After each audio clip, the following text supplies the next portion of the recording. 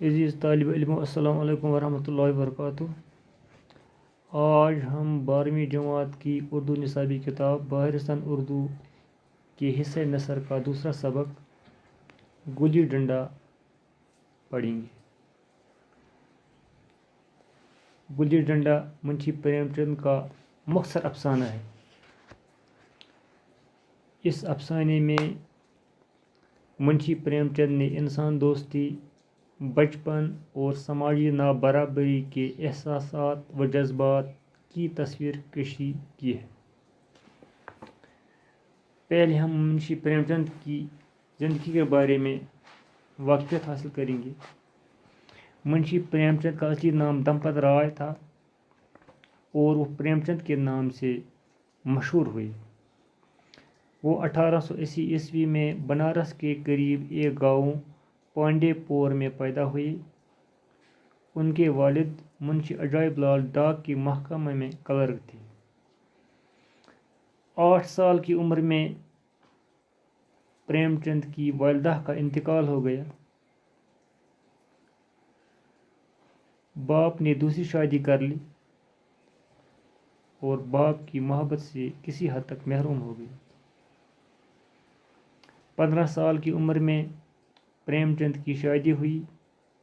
اس وقت وہ 9ویں درجے میں پڑھتے تھے۔ کچھ دنوں کے بعد ہی ان کے والد کا بھی انتقال ہو گیا۔ ان حادثات کا ان کی شخصیت پر گہرا اثر پڑا۔ یتیم ہونے کے بعد انہیں انٹرنس پاس کرنے کے بعد اپنی تعلیم کو ادھورا چھوڑنا پڑا۔ انہوں نے پرائمری اسکول میں نوکری کر لی۔ 1921 میں جب مہاتما گاندھی نے تحریک عدم تعاون شروع کی تو پریم چند نے بھی اپنی ملازمت سے استعفیٰ دے دیا۔ اس کے بعد انہوں نے اپنی ساری زندگی تصنیف و تالیف کے کاموں میں صرف کر دی۔ آخر کار 1936 میں وفات پائی۔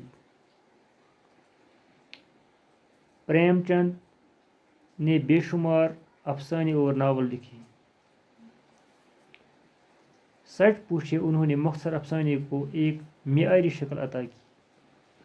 ان کے افسانے مجموعوں میں واردات، پریم بتیسی اور زائزرہ قابل ذکر ہیں۔ ان کے ناولوں میں چوگان ہستی، میدان عمل، بیوہ، گودان، گوشۂ عافیت، نرملا اور گبن خاص اہمیت رکھتے ہیں۔ پریم چند کے ناول اور افسانے اپنی بے مثل حقیقت نگاری کی وجہ سے انفرادیت رکھتے ہیں۔ انہوں نے کسانوں کی زندگی کو بہت قریب سے دیکھا اور اپنے افسانوں اور ناولوں میں اسے بڑی سچائی سے پیش کیا۔ ان کے افسانوں کا مخزن دیہات ہے۔ ہندوستانی کسان اپنی پوری شخصیت کے ساتھ پریم چند کی تصانیف میں نظر آتا ہے۔ اس کے اندر اس کی کمزوریاں بھی ہیں اور طاقت بھی۔ ہر چیز وہ جیسا دیکھتے ہیں ویسا ہی الفاظ میں بیان کرنے کی کامیاب کوشش کرتے ہیں۔ حقیقت و اصلیت واقعات کی بناوٹ یا رنگینی میں پوشیدہ نہیں ہونے پاتی۔ پریم چند کی نثر سادہ اور سلجھی ہوئی ہے۔ انہیں زبان پر غیر معمولی قدرت حاصل تھی۔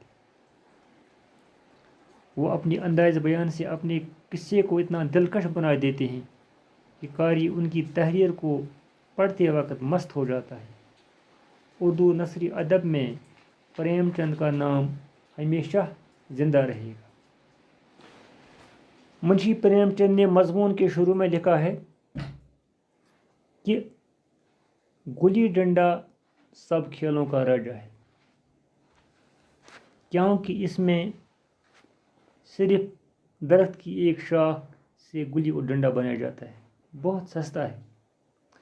اس میں کوئی بڑا میدان ضرورت نہیں، یعنی غریب سے غریب انسان بھی اس کو کھیل سکتا ہے۔ یعنی دیہاتی غربا کے بچوں کے لیے یہ سستا اور دلچسپ کھیل ہے۔ پھر پریم چند اپنے بچپن کا واقعہ بیان کرتے ہوئے لکھتے ہیں کہ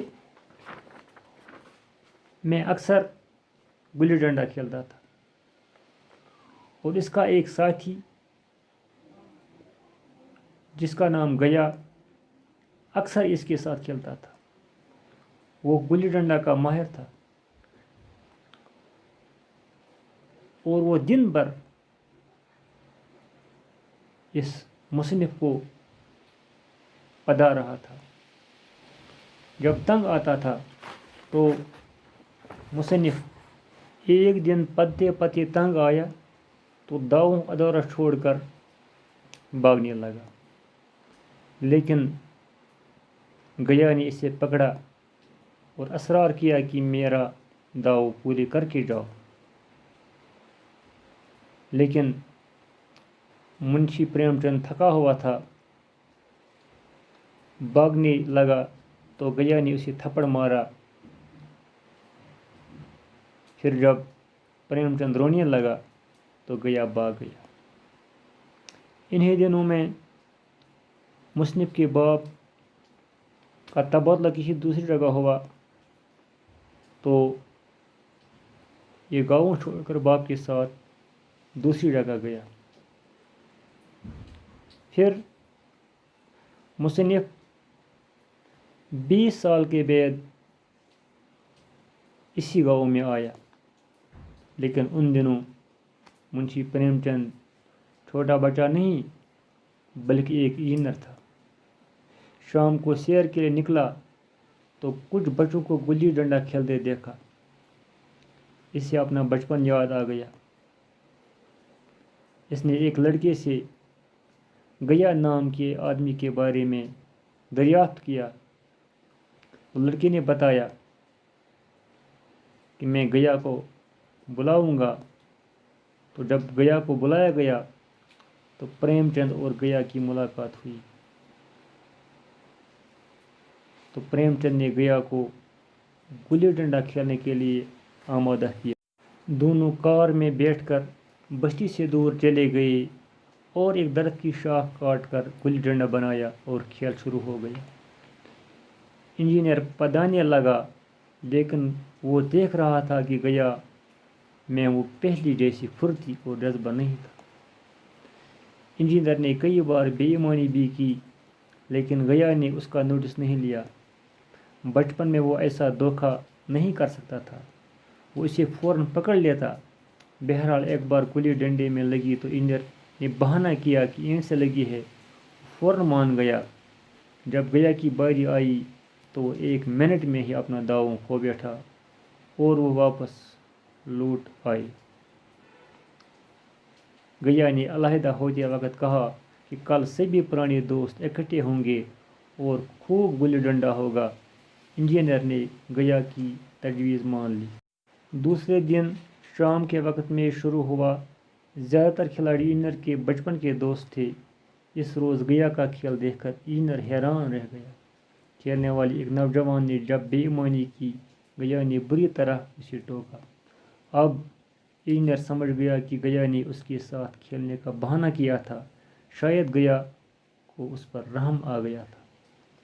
میری امیری اور رتبہ دونوں میری اور گیا کے درمیان ایک دیوار بن گئی۔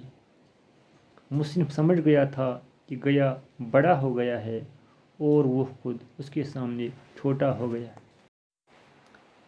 افسانے کے آخر میں منشی پریم چند کو احساس ہوا کہ میں نے گیا کے ساتھ کھیلنے میں دھاندلی کی، بے ایمانی کی۔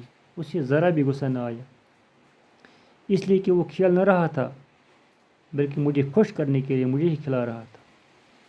میرا جی دیکھ رہا تھا، وہ پدا کر میرا کچومر نکالنا نہیں چاہتا تھا۔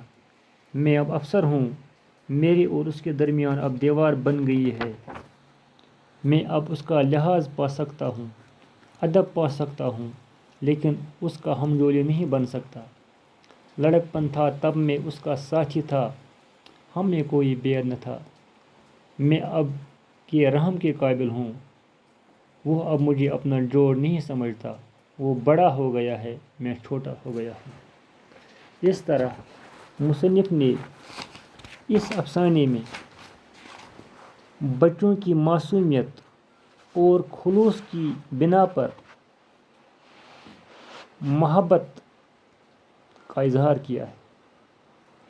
وہ اپنی معصومیت اور خلوص کی وجہ سے انسان اور انسان میں فرق نہیں کرتے.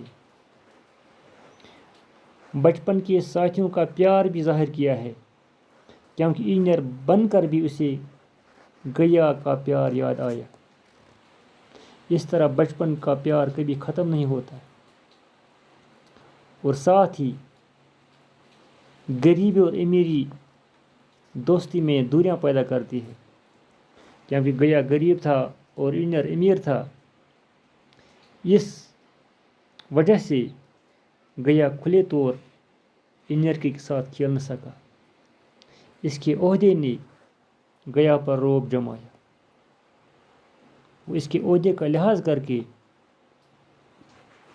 اس کو جتانا چاہتا تھا. اس کی بددیانتی اور بےایمانی کو برداشت کرتا رہا. لہذا اس افسانے سے ہمیں سبق ملتا ہے کہ بچے کسی کے دشمن نہیں ہوتے. بچپن کا پیار عمر بھر یاد رہتا ہے.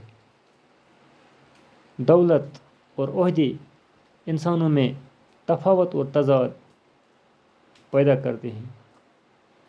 باقی شکریہ.